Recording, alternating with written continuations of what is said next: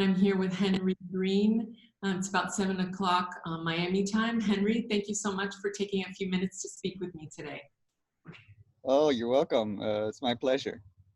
Henry, can you tell us where you are right now and how the recent events surrounding the pandemic have changed the structure of your life and your work? I'm at home in Guatemala City, and I've been home now for I lost track of the days. It's kind of a weird thing about what's got with this thing. You lose track of time, but it's probably been 30 days or something that I've been at home. I've probably left the house 3 times to go to the supermarket, and that's it. So the home is becoming kind of more top of mind, and everyone's kind of looking at it, and I think I am, and so it's like, yo, I want to fix this and I want to do that, and it's just it's hard it's hard to do work, and because you have all this other stuff to do, and so since that's what you see, then that's what you want to do, or that's what I want to do first. So like I can't do my work until I kind of get this other stuff done. And are you living in your home in different ways, being there for almost 30 days? uh Yeah, well, the kids are doing the online school, so they take over the living room during the day. My wife works from her desk in the bedroom, and I work from the desk in the library. And then that's like up to lunchtime. And then after lunch, the kids finish their school, they go to their bedrooms, and then they're like not seen again until like this time, like sunset. And then they start coming out of their rooms and playing and things like that. So I I think that, yeah, you appreciate your home more, you're in it more, and so thankfully we're really grateful we have a nice home, so that we really enjoy it. We're really happy here, and so we have lots of like different spaces that we can use. Like this one I'm in now is outside, and so I come here like once a day just to get outside and not inside. So that's kind of been my days. I imagine most people are like that.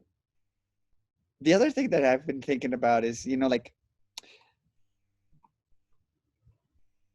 humans are hardwired for connection.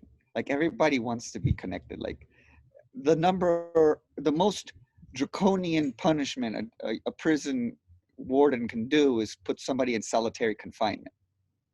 And so, like humans just want to connect and bond with other people. Like if the harshest punishment is solitary confinement, it's like we're all in it simultaneously. So it's kind of like this weird, like if you go to a concert or a rock concert, like everybody is kind of in sync as well because they're all listening to the same music, and so you feel a connection when that happens. And so the ironic thing is now we're in solitary confinement, but we're all in sync because everybody's doing it at the same time. So it's this Yeah, weird situation. that's an interesting point, actually. We're in sync in solitary. Yeah, Uh, it's true. exactly. Yeah. Thankfully, I have a family, and we're like I'm not totally alone. My brother's in London, totally alone. I Yeah, don't I don't know how he does that. yeah, there are many people like that. You're right. Yeah, Well, I mean, I know you mentioned that it's interrupted your work, yeah. um, be home, and maybe shifted your preferences or the kinds of things that you spend your time on. But I'm wondering if in these last 30 days, with this change in the way that you live, you've had any thoughts as to how this recent pandemic might play out for the future design of cities or the built environment. Um, Yeah, I think well, I kind of like crisis, and this kind of, I mean, I don't like that people are dying, but I, I like to be able to use a crisis moment because it's an accelerant for change. Right now, things are getting decided in hours that normally would take weeks, months, years. the FDA is approving drugs in a day, like it's nuts. So you can do change faster. So what does this mean for like the whole world, I guess, is anything that was already on track is getting accelerated. Oh, like online stuff, buying stuff online, getting home food delivery, and all these convenient things, all of that is getting massively accelerated. Um, so I think that's huge and that's going to be, it's not something that is brought about by this crisis, but it's accelerated by this crisis. And so I think you'll see many types of things like that that are going to be accelerated uh, during the crisis as well. Is, do I really have to go to an office? If I want to do like solitary type of work, well, I just was forced to learn how to do it now. So maybe now in the future, if I don't need to be in the office, I'll stay home and do it here. No one will bother me. Um, I think that, I think a lot of people are seeing that happen too. And so maybe, the way an office is designed will change, and there will be less office space, maybe more of the sharing type of office. I don't know, maybe not, but I think retail is changing. There's going to be more of online retail and less physical. You're only going to do it'll go back to the physical will be more of the experiential retail. And if, you can buy it 5 minutes online, that's a lot more convenient. Um, and the part of my job that's been really hard is a lot of what I do is observe. I like observing things. So we do real estate and we do agriculture. In real estate right now is basically there's no action, there's nothing to observe, there's just nobody walking around the street. So if I was to go to a farm and observe what stuff was going on, that's what I would normally have been doing right now, and I haven't done it. So it's been quite frustrating not being able to do like that part of my day, or my, that's kind of like the main thing I do, is just go and see what's happening and kind of get that feedback. And I haven't been able to do that. So I have to force myself to call people, and the Zoom calls are good, but they're not, you're not observing. People are kind of putting on a show for you. And a lot of the times they're turning the cameras off with the excuses, oh, the internet is not so great, And so you don't even get to see them. Mm. But yeah, how else do I think the I mean, actually, in light of what you just said, because you play multiple roles in your role as a developer, let's say, you're talking about retail, you're talking about office space, and how that might radically change moving forward, which might imply, and I'm not sure whether you think this is true, whether if people are, let's say, working from home, then it might mean that there's less density in the city centers, or a whole host of other things.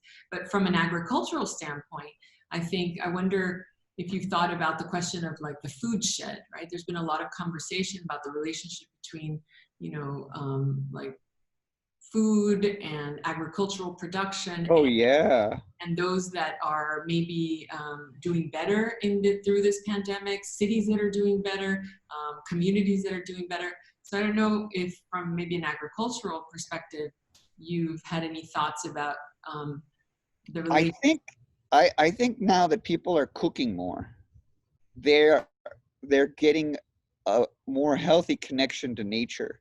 So they are, maybe they're not asking themselves where did this food come from, but they're going at least one step back in the process of, someone else isn't preparing it at a restaurant for them, but they're preparing it. And so I think that that's definitely happening.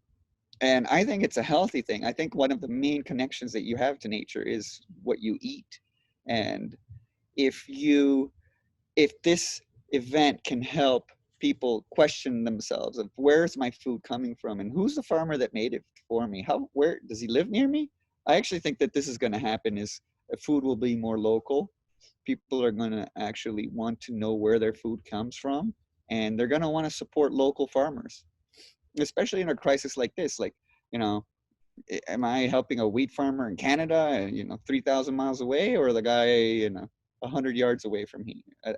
I don't know. And I think that that's going to happen more. That in not just food, but more localizations, people are going to want to buy the cheapest option. But if it's really far away, I think people are going to keep a second option on their uh, inventories and things like that. Just, not to rely solely on the cheapest option that might be thousands of miles away. Yeah, but I I think it's good, and I think it's actually was thinking, if we could transition some of our farms to produce more food for locals. We produce a lot of food that's exported, and I was thinking about it. I was like, man, maybe we should do that.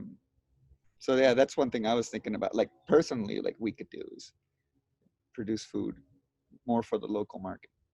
Well, interestingly enough, we're in Miami. We're seeing this where some of the even local restaurateurs have actually changed their business model from a kind of luxury restaurant experience to actually a food distributor. And one in particular is actually tapped into all of the local farmers and is actually becoming a kind of food supply chain that I don't want to say is competing with those like Amazon and others, but I think is raising one's consciousness. And there are No, many I in think it's the awesome. community that are trying to support that. So I think that points to what you were talking about earlier. Yeah, and I think also like people are through trial and error now. It's like, what am I going to have for dinner? And so you're actually thinking about this more, and so the American diet is kind of funny because it's what is the American diet? Like the French diet is the French diet, the Italian's the Thai is the Thai, but what is the American? It's like all of the above. So it's kind of weird. It's like if you go to your pantry, you have all this kind of stuff. You have Mexican stuff, Thai stuff. Uh, we live in Guatemala. We got black beans and corn, and so I think that also is yeah, that what is your cuisine, because traditionally it comes from what's grown locally, and so it's like local food, the source, and what's the easiest way to prepare it, and that kind of creates your cuisine. And so I got a feeling that all that's going to get tied in, and maybe I think this is going to accelerate it because people are cooking and people are asking themselves what's for dinner. I was thinking about 1918, 1919, and what follows that epidemic is the Roaring Twenties. And so you have this massive period of incredible depression, which actually doesn't even get taught much in U.S. history. World War I, World War II, and they skip this. But this is massive. And what follows it is a period of massive uh, economic growth, of social, lot, like you hear about the Roaring Twenties, and like lots of parties and stuff like that. And so I think that that is going to happen as well. Like everyone's all locked up for a long time, and then eventually they're going to be let out. So yeah, uh, Well, let's but I think in the short term they're going to be more focused on residential real estate than retail and office. I think the residential component is going to be super important. And I think it's happening right now. Is people are stuck in their homes and they don't like them, and if they have the ability to move, I think that they're moving right now. They're like, I'm going to move. And you think the move may be because of a fear that this may happen again, or They just don't their like where they're cooped up right now, and they're like, how long am I going to have to be here? You know, 6 months, 12 months, 18 months. Mm. Yeah, I think for those, there are many that can choose, and then there are whole populations that can. So then the Well, question is, how can we build maybe more equitably? And housing, I think, is a huge part of that. So that would be a challenge moving forward as well. yeah, on that, it's also like the whole geography and local versus commuting is people also right now are realizing that they're not commuting. And so they're getting like 2 hours of their life back a day. And so I have all this time now. What am I going to do with it? And I think people are having that realization. And going back to the equity is okay, right now, the poorer people tend to have the longer commute. And so I think the key there is also is not so much not not so much the actual physical building, but just where is it? Like how far do they have to travel every day to get to work? And I think that that is super important. As like if you're thinking about it as a community, because I mean here in Guatemala, traffic is awful. I mean people that moved out to the suburbs right now are having 2 hour commutes each way, so 4 hour driving or 4 hours and worse than if you go in a bus. So that that is really really big issue. Maybe as a final question, do you think that from your perspective, again, as a developer, do you think that this might cause a decentralization of the city, meaning, densification Yeah, side of the I city? think that it's smaller cities, like little cities, more focalized. Not like LA. LA like it has each instead of having one huge, it's like lots of little cities all stuck together. Minus the commute, hopefully. Well, LA works nice if you live and work at the same one, you know. But if you gotta like cross the city, oof, and you know, here it's the same, and Mexico City is the same. Yeah, you don't want to be crossing the city. Yeah. Well, Henry, thank you so much for spending a few minutes talking to me about this. I appreciate it, and I hope you continue to be safe and well. And I look forward to seeing you in the physical world sooner. Yeah, soon. Thank you. Awesome. Well, thanks so much for including me in this.